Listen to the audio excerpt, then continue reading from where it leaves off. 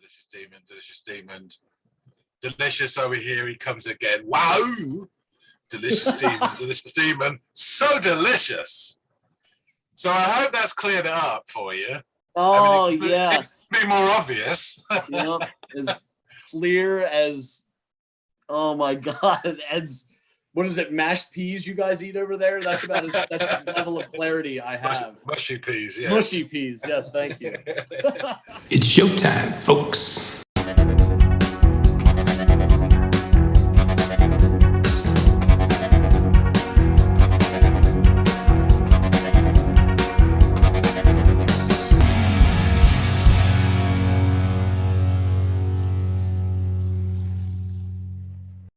Hey everybody, welcome to another episode of Into the Music. I'm Andy, that guy over there. You all know him as John. So John, have you got a song for me?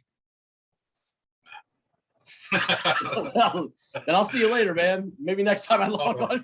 I thought tonight we were doing sock puppets. Oh, for God's sake. I have, as luck would have it, I have got a tune for you. Have you heard of a band called the Sugarcubes? I believe I have heard of the Sugarcubes, but I've never listened to any of their stuff. Correct me if I'm wrong here. Is that like a project that was Bjork was part of before or after or during? I don't know. So all I know is that she's associated with it. Is that true? It is. Winner, winner, chicken dinner. All right. So is this before her own stuff, during, after? We'll get into that later. Okay. Hold your horses. All right. Horses held. Mr. Eager Beaver. Let's bake the cake before we ice it. All right. Yeah, so the song is called Delicious Demon. Okay. Interesting. All right. I'm going to give it a listen and I'll come back and then we can start icing that cake. Yeah, have fun.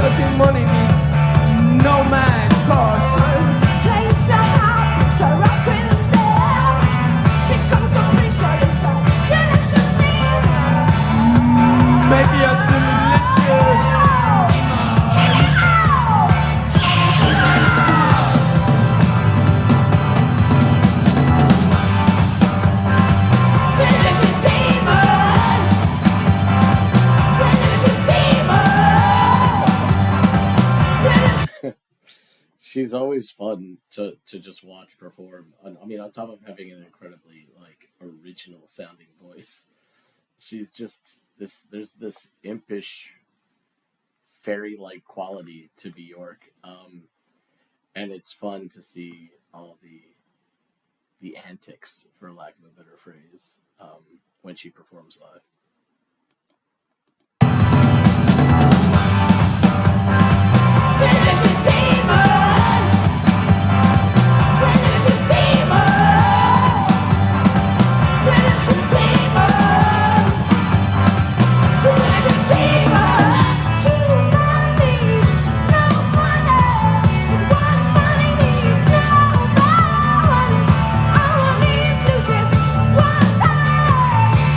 To make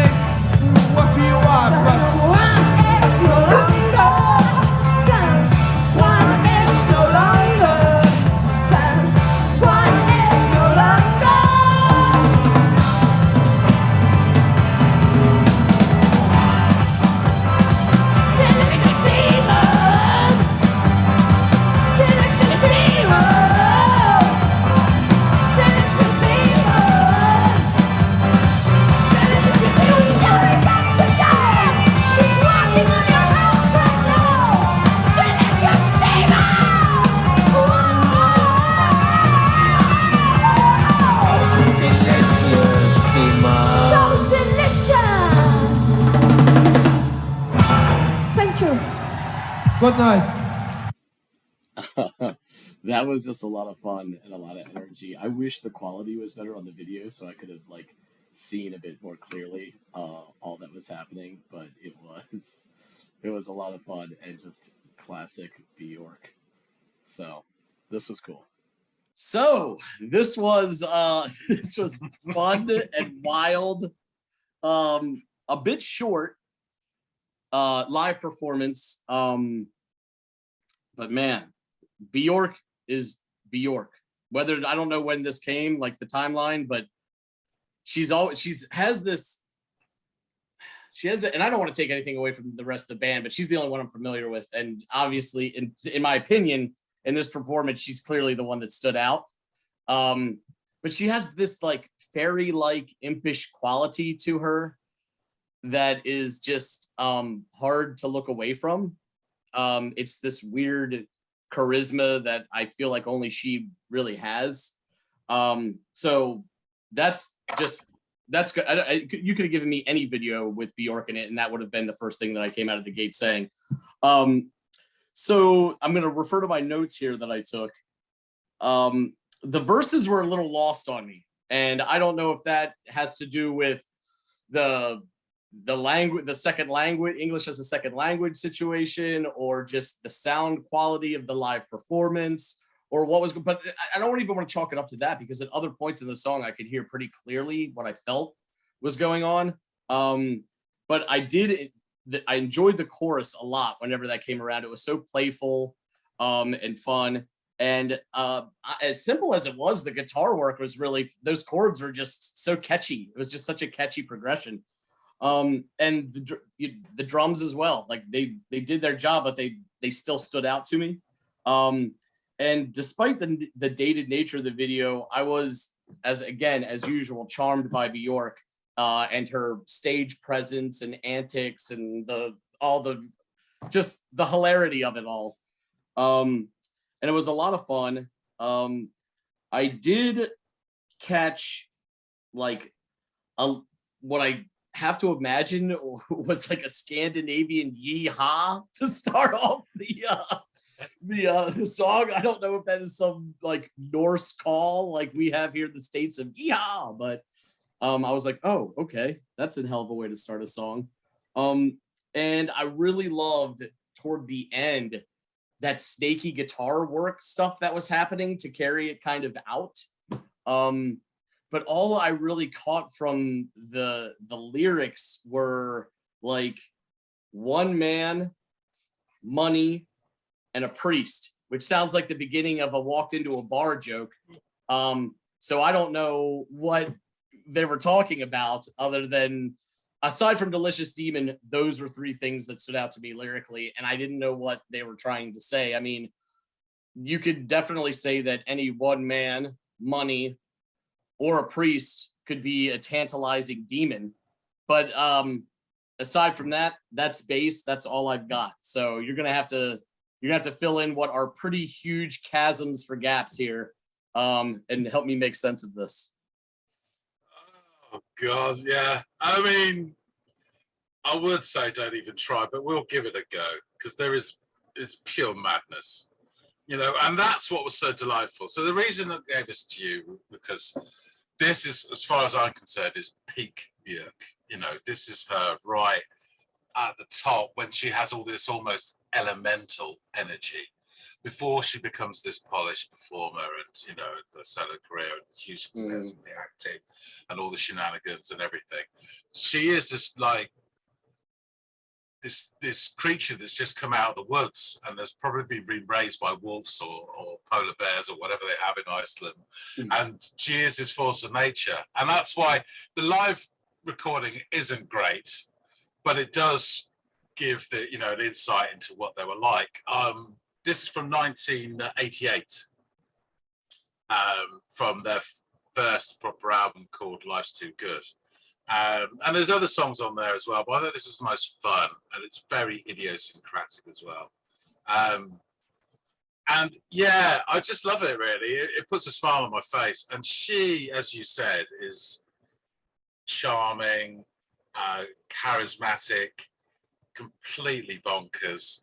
And I have to admit, for a moment there, I was madly infatuated by her because I just thought I've been out with some weird women, but this was the peak.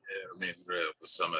And she was, and I was lucky enough to see them live at the Town and Country in London. I actually blagged my way in there saying I was a music reporter and got in free. And it was a hell of a night. I think at the time there was 5 or 6 members in the band, but on stage there was at least 12, at least, if not more. And it was chaotic, but it was also amazing musically. They had all these weird instruments as well, and they were doing stuff. And the dynamics, I think, is really interesting. So, I mean, she, for part of the song, is almost like the straight man. And then you've got Einar doing his cryptic vocals, which he does a lot throughout this album in particular. And it's just hilarious. I will pick up the lyrics in a second. But yeah, you're right. I mean, the guitar's infectious as well. And there's a really decent tune in there as well, behind all the sort of fireworks and the nonsense. There's a pop element to the chord progression, which is what's so weird because this is not a pop song. I mean, it could have been easily. Yeah. But they're clearly not taking it there. And your guy, the other singer, what was his name again? Einar.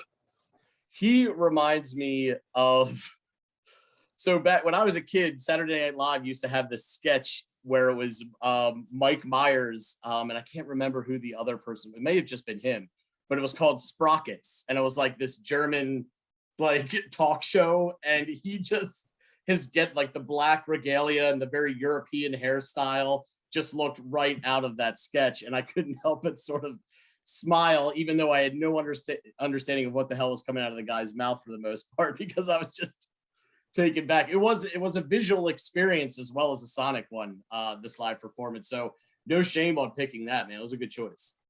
I mean, yeah, he always reminded me in a weird way of Fred, I can't remember his surname, from the B-52s.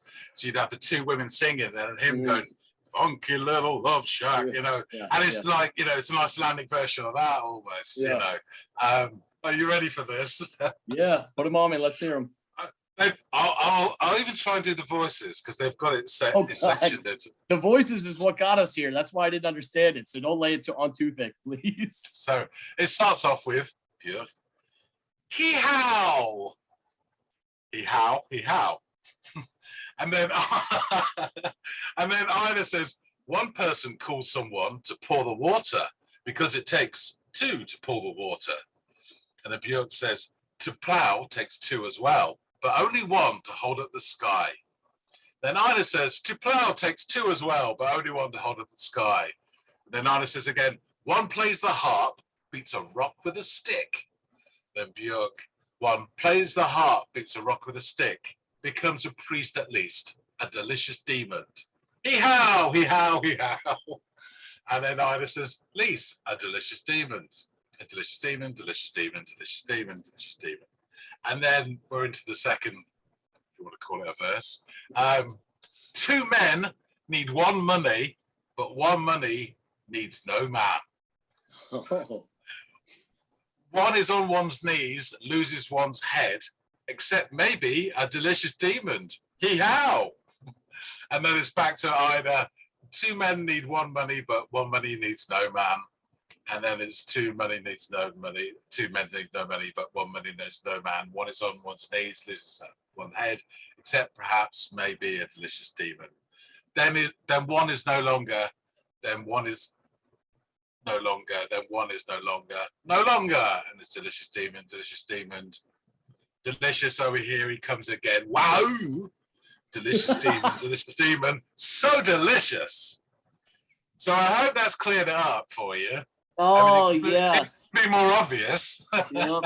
As clear as, oh my God, as, what is it, mashed peas you guys eat over there? That's about that's the level of clarity I have. Mushy peas, yeah. Mushy peas, yes, thank you.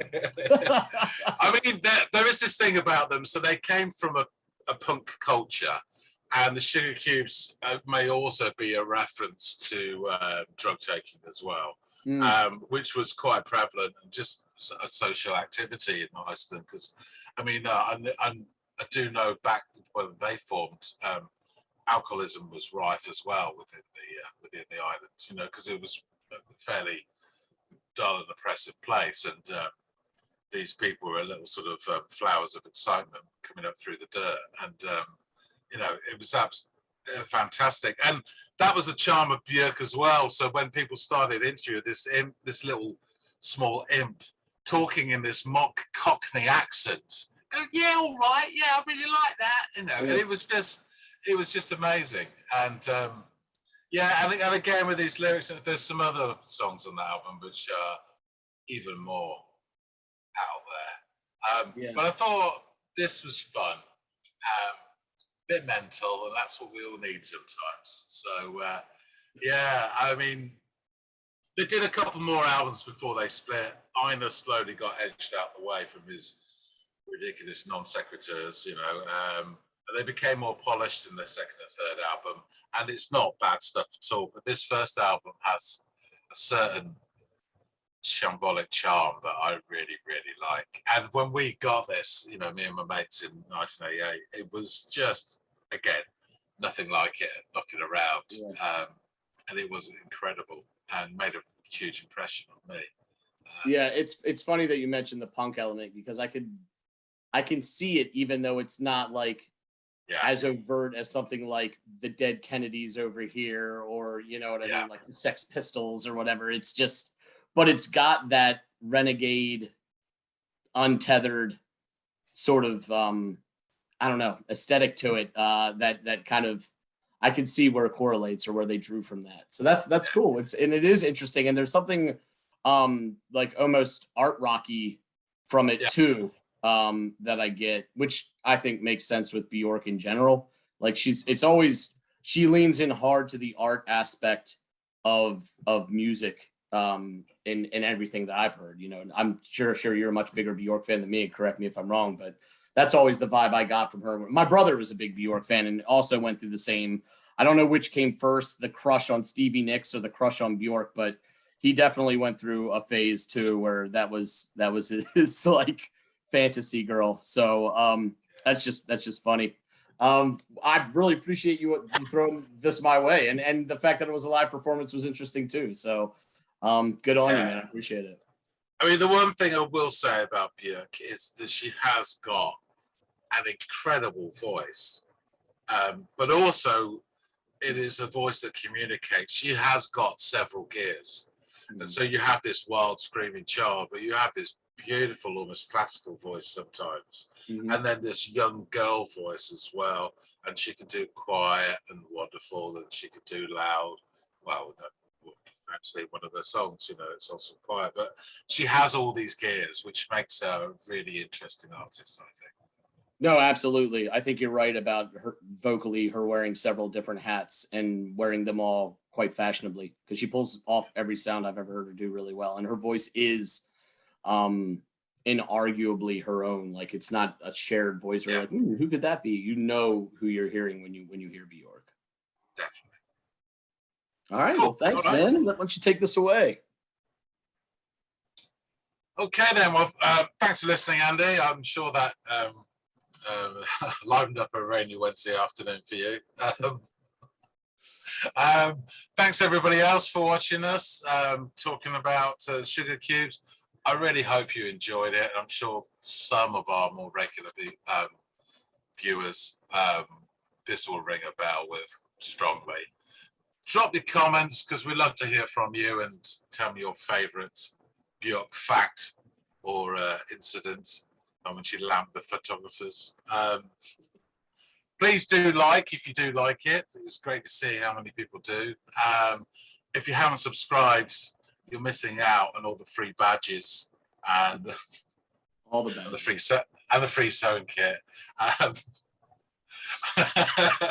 But hopefully we'll see all of you on the next episode of Into the Music. See ya.